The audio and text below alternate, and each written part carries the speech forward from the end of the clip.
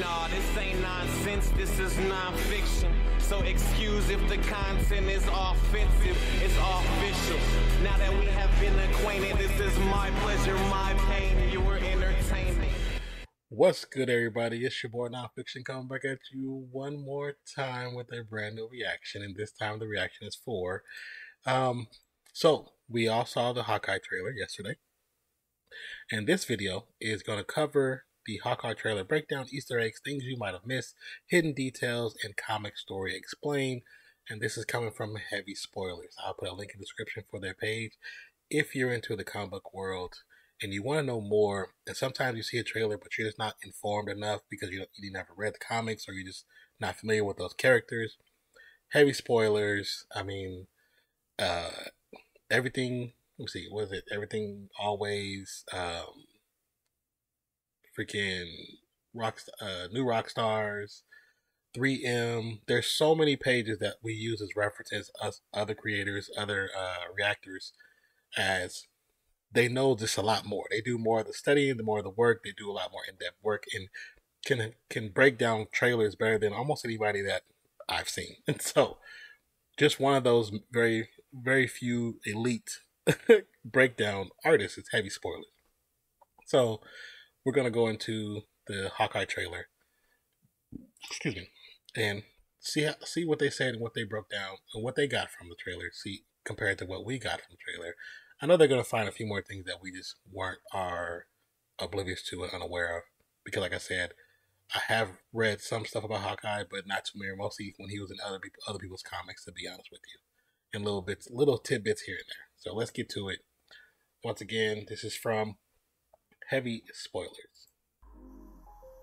Welcome to the Heavy Spoilers Show. I'm your host Paul, aka Mo Hawkeye, and I'm going to do whatever it takes until people finally realize that's a really good joke, yeah? Now, the first trailer for Hawkeye is now here, and in this video we're going to be breaking down all the Easter eggs, things you missed, hidden details, and also how it compares to the comics. Because of that, there will be heavy spoilers, so if you don't want anything ruined, then I recommend that you check out now. Make sure you aim for that do this for you. Button and hit it. Spoiler warning. It turns out you get double points for hitting the subscribe button, so yeah, go and do that as well. I got double points. Thank you for clicking this. Now let's get into Hawkeye. I'm subscribed and I have notifications on. Okay, so the last full appearance of Hawkeye happened in Avengers Endgame, when we found out that he'd been operating under the name the Ronin during the 5 years between the blip and the snap. Moving in the shadows as a gangster-killing vigilante, he'd built up quite a reputation, and this will likely be brought into the show due to the kinds of villains that show up in the source material. The story will be heavily based on the Hawkeye comic run from 2013, and in that we follow Clint as he trains up his protege Kate Bishop, who also goes under the name Hawkeye. Set to release on November 24th, the series will follow the pair as they fight crime across the Marvel Universe in what will probably be the most grounded Disney Plus show so far. I think so too. I think it will be the most grounded. View, who will be reprising her role in the series as Yelena Belova. Black Widow ended with Val going to her and telling her that Clint was responsible for her sister's death. Now, this is not part of Hawkeye, but it's more part of Black Widow. Did you know there's another scene that they never showed us? There's an alternate ending. You know, when she goes to the headstone and she whistles, and normally, you know, Black Widow would whistle in return. There's a deleted scene where she whistles, and they haven't released that, and I think it's going to come back on the DVD version or the director cut on Disney Plus. Anyways, let's get to it. I think that in the series she will obviously seek revenge and become one of the major antagonists for it, but that by the end she will learn the truth about what really happened, and this will make her switch sides. I think so too. Potentially, we might even see her join the Avengers in this series, and it is possible that she'll take over the Black Widow. Not potentially, she will. Like how she did in the comics. Now it's going to be the White Widow. December, with Clint and his family having a Chinese meal and celebrating being back together. His daughter Lila, of course, opened the start of Avengers Endgame. It's nice to see them all happy once more, as that's what Clint wanted more than anything. I think it's great how she says this is the first Christmas they've had together in years, as they were of course snapped away for 5, whereas he wasn't. Now, even though the trailer hasn't been out long, a lot of people have been asking why his wife isn't there, and I'm unsure if they split up or not after she learned about what happened in the 5 years. I hope not, but it is a possibility, and that would add even more weight to them not having Christmas together. Like I said in my reaction to the trailer, I hope they don't do that to him, because they kind of already have put him through enough. You've taken away someone like Nat, who's very special to him. You know what I'm saying? Very, very special. And then the possibility of taking away his wife out the picture too, where they're no longer married. I know it adds to the character, it adds to the story, and it gives him more layers of depth to go into his acting bag. But it's still kind of, as far as how they would write the story, that just would suck. You know what I'm saying? But I hope they don't do that, to be honest. In the comic book run, Hawkeye actually gets served divorce papers. However, during the trailer, he does answer the phone and say, "Hey, babes." So See, I didn't know that. I know, I know in the comic book he gets served divorce papers, so I never knew that. And I'm unsure if they split up or not after she learned about what happened in the 5 years. I hope not, but it is a possibility, and that would add even more weight to them not having Christmas together. In the comic book run, Hawkeye actually gets served divorce papers. However, during the trailer, he does answer the phone and say, "Hey, babes." So I'm guessing things are still pretty good, though this mission might cause some issues. Now, cut to what I believe this could be what gets the papers if they haven't already happened. Later on in the first look. That's hysterical. Here there are several characters from the Avengers, including the Chitauri, Hawkeye, Black Widow, Thor and Loki, Bruce Banner, Steve, and what I think is the Hulk. Really nice bit of meta commentary about the commercialization of superheroes and how they're pretty much in every aspect of entertainment now. This is also a nice little callback to the first Avenger, as Steve, of course, started off by traveling the country. He was selling bear bonds, war bonds. This is so that people would buy war bonds, which is also what the comic character was used for in the real world. Yes, he was. He takes them to the show, and at propaganda. his hotel room catches Kate Bishop masquerading as the Ronin, which is, of course, his old identity. Hawkeye sends his family off in order to go and look for her, and it's clear that the past has caught up to him at this point. Now we cut to the Marvel Studios logo and see that a flowing target has been superimposed over the top of it, creating a ripple effect. That's cool. This is, of course, Hawkeye's symbol, but if we're reaching, which we always are, it could be a ripple effect that has been caused by his actions during the snap. Yes, I said it was a reach. That's interesting. For the next part of the video, I want to talk about the comics and the brief outline of what happens in them, so that you can see how the trailer lines up with that series. The first major enemies that we need to talk about are the Tracksuit Mafia, who are led by a gangster named Ivan. They say bro, a lot of bro, and they're not really major threats in terms of danger. They pop up from time to time throughout the run and attempt to kill Clint. In the comics, Ivan wears a blue tracksuit whilst the rest wear red, and it could be possible that the scroll we saw in episode 1 we see the blue tracksuit right there. That's funny. And that's why it was pulled from the timeline. That's pretty funny. Either way, they own the building that Hawkeye lives at, and they end up tripling the rent and oust. I wonder if they purposely put him there, the alien with the tracksuit, as a nod to this series. Do you think they did? I mean, I know they think several steps ahead, but you think they did that? Or am I just overthinking it? Probably overthinking it, right? Yeah, probably overthinking it. Was imitating him, and that's why it was pulled from the timeline. Either way, they own the building that Hawkeye lives at, and they end up tripling the rent and ousting the tenants. Clint takes matters into his own hands, takes them down, and also ends up having somewhat of an affair with a wife of a member known as Cherry. Clint too takes Ivan's dog, who is initially called that's Arrow, it right there. but after realizing how on the nose it is, he changes their name to Lucky.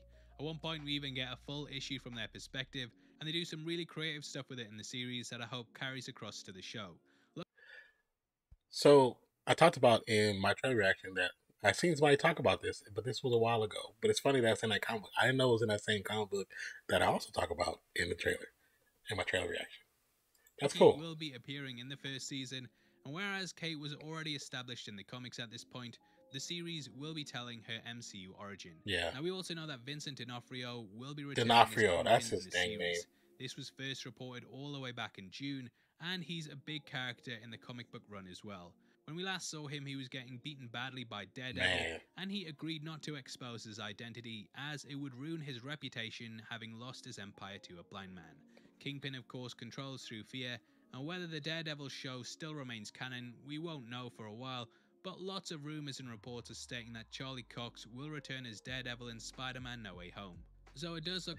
Now my question is, I know you talked about how it possibly might not be canon, but you bringing him in, Vincent D'Onofrio, and you're bringing in Charlie Cox, who plays Daredevil. You've already said that. wouldn't that mean automatically that at least parts of the series will become canon? Because it deals with them playing the same characters? Or they just be like, okay, well, these are people we hired to play these characters. It's just a coincidence that it's just a coincidence that they happen to play the same characters on a different platform.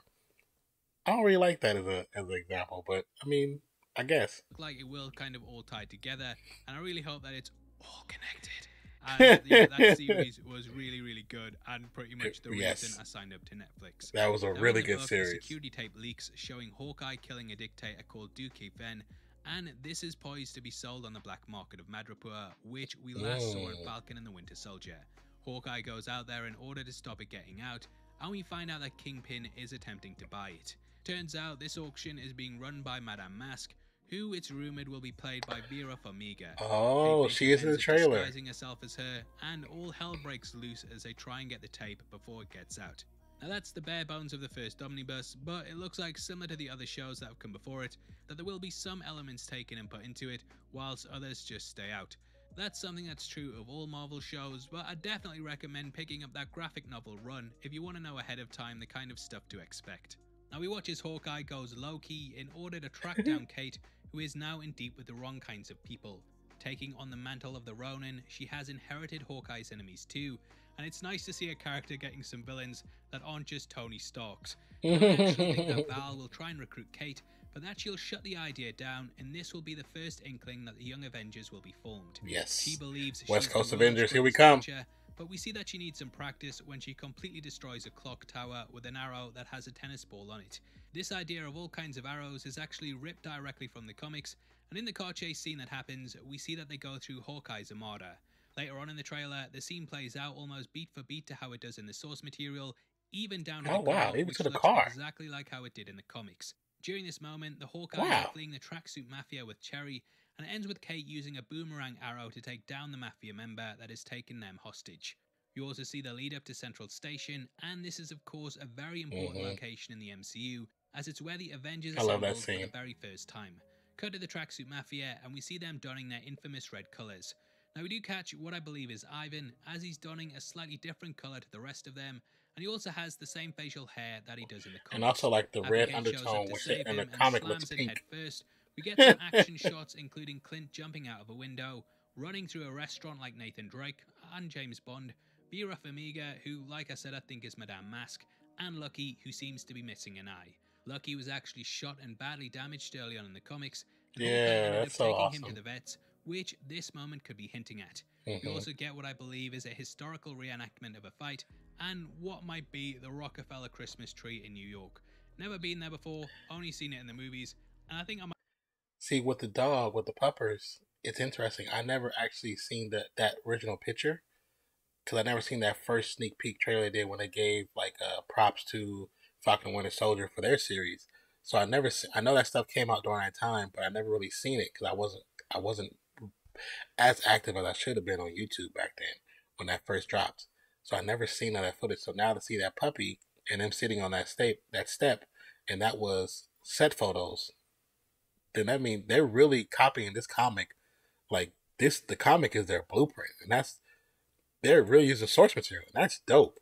Like that's really cool. But let me know if I'm wrong. Now we then catch the car chase, which, as I mentioned, is taken directly from the source material. And you might notice that the van says, "Trust a bro." Trust and a bro. bro. Was, of course, the catchphrase of the tracksuit mafia. We end with the pair jumping off something and turning around. And Hawkeye, of course, did this in the first Avengers movie, and it was probably one of his most iconic shots. This actually also pulls directly from the first page of the comic itself, and it makes for the perfect way to end the really straight in the comic book. Now, as for my thoughts on the teaser, this was pretty much the show that I was the least hyped for this year. However, saying that, your boy is about to become a shillionaire, because I think it looks great, and it's brilliant that they've managed to make a festive romp as the show will be shown over Christmas. Who doesn't love Christmas? Who doesn't love bow puns? Absolutely everyone, and I think, it looks really, really fun. Christmas was actually a big part of the graphic novel, and though we only spent one issue during the time period, it was such a cool setting with all the snowdrops and the people constantly moving through the white panels that really made the art look absolutely fantastic. I think this has also been brought across to the show and is such a good setting for everything to take place. The graphic novel run is actually really, really good, and it's so well put together that I think it'll be a brilliant series if they stick to that. It explores a lot of Hawkeye's origins, which is something that we haven't really seen in the MCU, and also helps to introduce Kate and she the got Avengers. battered. So while the MCU has clearly been building towards them, and in both WandaVision and Fatwoods, there were some key characters that popped up to let us know what's coming. I really hope that we explore what happened with Hawkeye in between the snap and blip, as that's such an interesting time that the MCU has just kind of skipped over. We haven't really had anything that's shown us what happened in those 5 years, and I would love to see the character arc that Hawkeye went on after losing his family.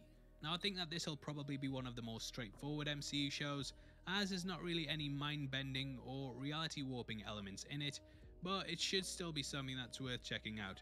Like I said, the comic run is really good. If everything goes to plan, I should be watching it. It looks like they're going to be doing. Then there's a lot to be excited about. Fingers crossed. Falcon and the Winter Soldier showed us that we could have a really grounded show that was still so well put together, and with characters like the Kingpin returning and Yelena Belova seeking revenge, there are a lot of things in it that could really hit the mark. Yeah, right there where she whistles. It left me quivering, and here's to the 24th of November. Really bad puns. Now, obviously, I'd love to hear your thoughts, yeah? I would absolutely love it if you dropped them in the comments below, so make sure you do. And as a thank you, you'll be entered into a prize draw on the 30th of September, in which we're giving away 3 copies of Zack Snyder's DC trilogy. All you have to do to be on the chance of winning is like the video, make sure you subscribe with notifications on, and drop a comment below with your thoughts on the trailer. We pick the comments at random at the end of the month, and the winners of the last one are on screen right now, so if that's you, then message me on Twitter at Heavy Spoilers. If you want something else to watch, then make sure you check out our breakdown of What If Episode 5, which will be linked on screen right now. You'd have to be brain dead to miss it, so definitely go give it a watch right after this. With that out of the way, thank you for sitting through the video. I've been Paul, you take care of yourself, and I'll see you next time. Peace.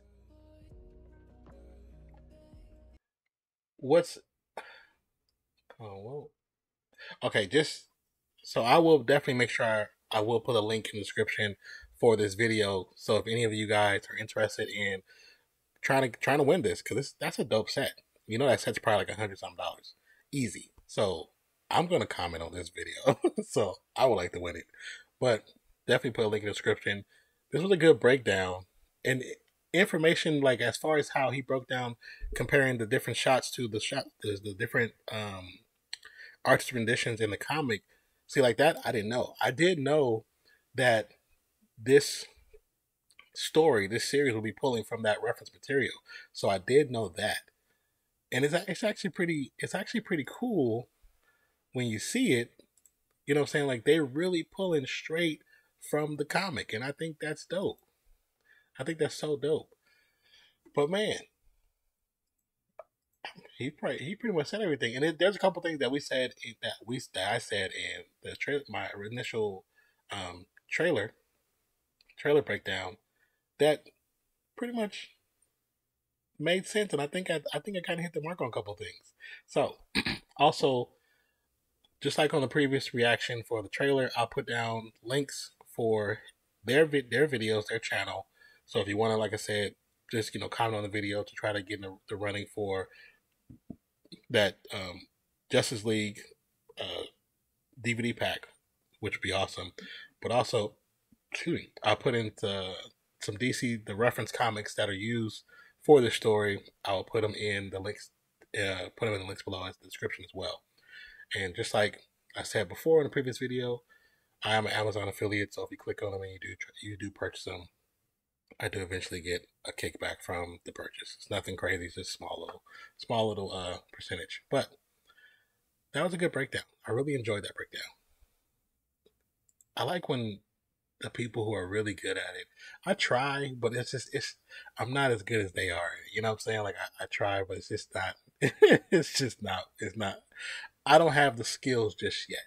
So doing the Hawkeye last trailer, I went more in detail on some things, just trying to use my brain and things I remembered.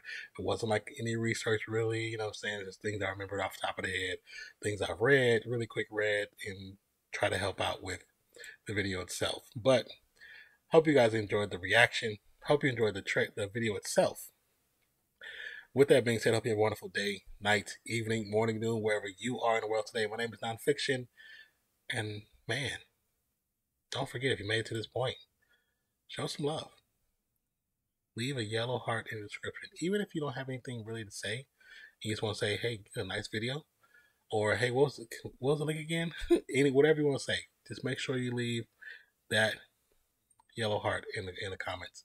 Appreciate you. I love you guys. Hope you have a wonderful day, night, even morning, noon, wherever you are in the world today. My name is Nonpfixion. I catch you next one. Peace, love. I'm out, y'all. Peace. All right, y'all.